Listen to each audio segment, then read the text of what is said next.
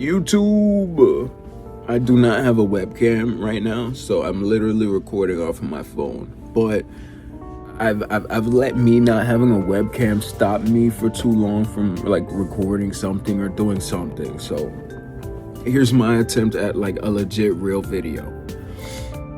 I was right and I was wrong about Supergirl. I heard spoilers and I heard things revolving around it that led me early on to come to the decision that I wasn't gonna watch. I wasn't. And one of the main things that led me to that decision was that the writer of the movie, Anna Noguera, I'm not sure if I'm saying her name right, but I think I've heard it said like that before, and I'm reading it, Anna Noguera, that looks like what I'm looking at.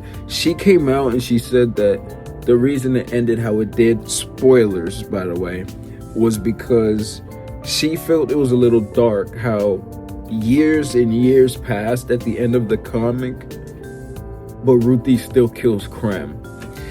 And that's not what happens, right? And hearing that with the spoilers, I decided early on I wasn't even gonna watch the fucking movie, because what the fuck do you mean the screenwriter had a completely misinterpretation of the ending that was incorrect, and James Gunn, head of the DCU, said that he was only approving good scripts. He's only approving scripts that he reads, and yeah, it was a lot. I convinced myself I wasn't gonna watch. However, and I convinced myself that I wasn't going to watch because I was such a big fan of the comic. I love the fucking comic. I read the comic maybe 3 years ago, I think, 2-3 years ago, and it immediately became one of my favorites. It's fucking awesome.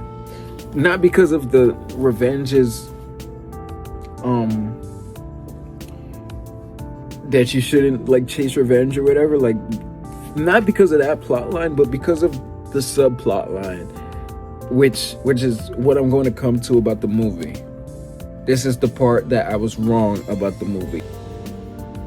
The book, to me, there's two messages that it tries to get across. The thing about revenge being wrong, and also that Supergirl is amazing. That's another, like, I would say it's a subplot, but it's kind of just as important or just as focused on as the revenge thing. Because thinking about it, and I kind of forgot this until I watched the movie, which is kudos to her, to Anna Noguera, for at least making me remember that part of the book. Because very early on, there's the earliest scene of what I'm about to say, the Supergirl's amazing part that they bring up. It's when Ruthie and her is on the bus, and Ruthie is sitting beside an alien or whatever the fuck, right? And the alien's being kind of a piece of shit to her, and Supergirl sitting next to her on the bus. And the way that Ruthie describes it is, here, word for word, it says, all I knew is that first there was a botheration, then there was Supergirl, then everything was peaceful again. The motherfucker's bothering her in the seat.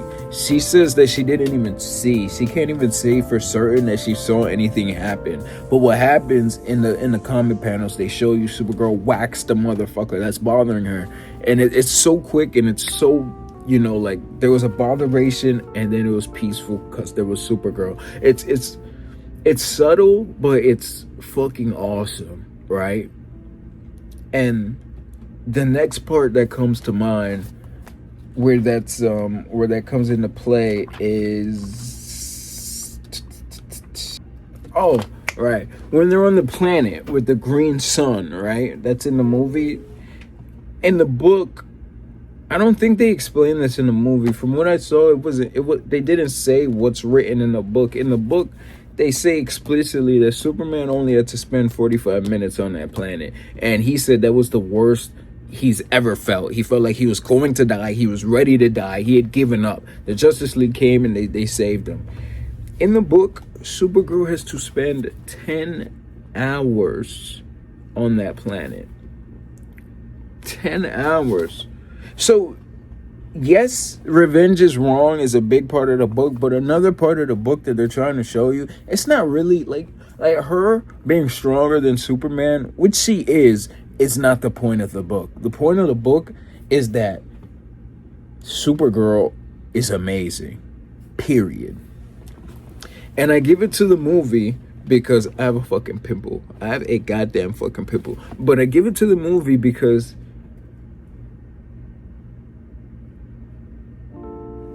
that message comes across very clear. Right? Even if we put to the side the revenge thing, revenge is wrong, whatever, ignore that message. The message that Supergirl is amazing came across very clear in the scenes of that movie. And I'll be honest, I didn't watch the movie from start to finish. Oh shit. I have a VR headset and I have an app on the VR headset, movie theaters, right? I go in the movie theater app, I see what people are playing, Supergirl is playing, I watched it from where it was playing from. Supergirl is amazing.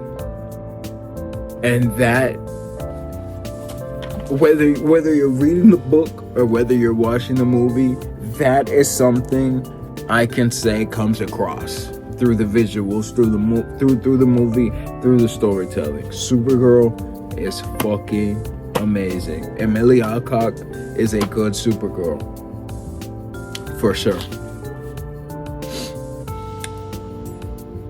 And that's the good that I can say about Supergirl 2026. And if we want a DCU to continue building for the next 2, 3, 4 years, we need everything else that comes out to be crack.